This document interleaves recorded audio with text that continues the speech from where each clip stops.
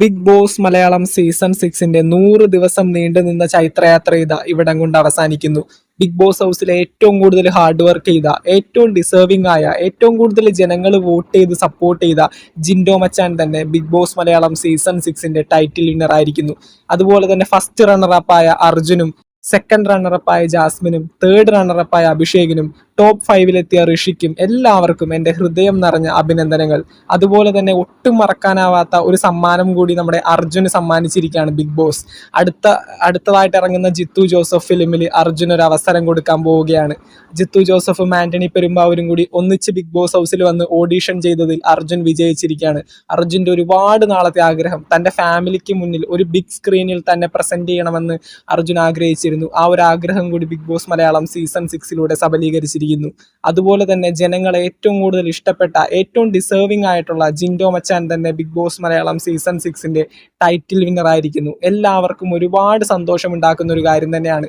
Big Boss Malayalam season 6ന്റെ ഒരു റാണി എന്നൊക്കെ പറയാം നമുക്ക് ജാസ്മിൻ സെക്കൻഡ് റണ്ണറപ്പായി മാറിയിരിക്കുന്നു. ഏറ്റവും കൂടുതൽ കണ്ടന്റുകൾ ഈ ഒരു സീസണിൽ ക്രിയേറ്റ് ചെയ്തൊരു വ്യക്തിയാണ്. എത്ര നെഗറ്റീവ് പുറത്തുണ്ടാക്കി എന്ന് പറഞ്ഞിട്ടുണ്ടെങ്കിലും സീസൺ മുന്നോട്ട് പോയതിൽ ഏറ്റവും വലിയൊരു പങ്ക് വഹിച്ചത് ജാസ്മിൻ ജാഫർ തന്നെയാണ്.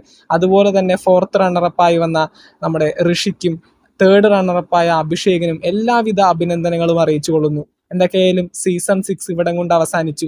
ഏറ്റവും അവസാനം സീസൺ 7 പ്രസന്റ് ചെയ്തിട്ടാണ് ലാലേട്ടൻ ഷോ വൈൻഡപ്പ് ചെയ്തിരിക്കുന്നത്. എന്തൊക്കെയാണെങ്കിലും ഇന്നത്തെ ഈ ഒരു ഫിനാലെ എപ്പിസോഡ് എല്ലാവർക്കും ഒത്തിരി ഇഷ്ടപ്പെട്ടെന്ന് വിചാരിക്കുന്നു. നിങ്ങളെല്ലാവരും പ്രതീക്ഷിച്ച, നിങ്ങളെല്ലാവരും ഒരുപാട് ഇഷ്ടപ്പെട്ട ജിൻഡോ മച്ചാൻ തന്നെ ബിഗ് ബോസ് മലയാളം സീസൺ 6ന്റെ ടൈറ്റിൽ വിന്നർ ആയിരിക്കുന്നു. ഇനി അടുത്ത കൊല്ലം ഇതേ സമയത്ത് ബിഗ് ബോസ് മലയാളം സീസൺ 7 വരും. അത് കഴിഞ്ഞ് സീസൺ 8 വരും. എല്ലാ സീസണുകളിലും നമ്മൾ ഉണ്ടാകും. ഒരുപാട് സങ്കടമുണ്ട്. കാരണം ഇത്രയും നാള് നിങ്ങൾക്കൊപ്പം ഒരുപാട് ലക്ഷക്കണക്കിന് ആളുകൾ നമ്മുടെ പബ്ലിക് PR എന്ന യൂട്യൂബ് ചാനൽ വഴി ബിഗ് ബോസിന് ബന്ധപ്പെട്ടുള്ള വീഡിയോസും കാര്യങ്ങളൊക്കെ കണ്ടു.